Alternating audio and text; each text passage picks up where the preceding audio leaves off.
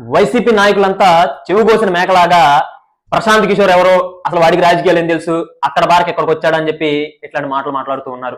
అసలు ప్రశాంత్ కిషోర్ ఎవరు అనేది జగన్మోహన్ రెడ్డి గారి మాటల్లోనే విందాం. దేశ రాజకీయాల మీద అవగాహన ఉన్న వాళ్ళందరికీ కూడా తెలిసే ఉంటుంది. మీ అందరికీ కూడా నేను పరిచయం చేస్తా ఉన్నాను.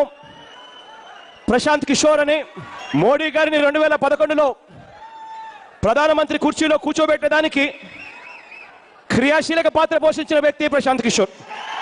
నితీష్ కుమార్ గారిని బీహార్ పీఠం మీద కూర్చోబెట్టడానికి క్రియాశీలక పాత్ర పోషించిన వ్యక్తి ప్రశాంత్ కిషోర్.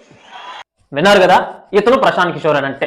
అసలు ఈ వైసీపీ వాళ్ళు ఎందుకని ప్రశాంత్ కిషోర్ ని ఇంతలోకం తిడుతున్నారు, ఇంతలోకం విమర్శిస్తున్నారంటే, రీసెంట్ గా ప్రశాంత్ కిషోర్ అనేటువంటి వ్యక్తి జగన్మోహన్ రెడ్డి గురించి, వైసీపీ పార్టీ గురించి ఏం చెప్పారో ఒకసారి విన్నాం.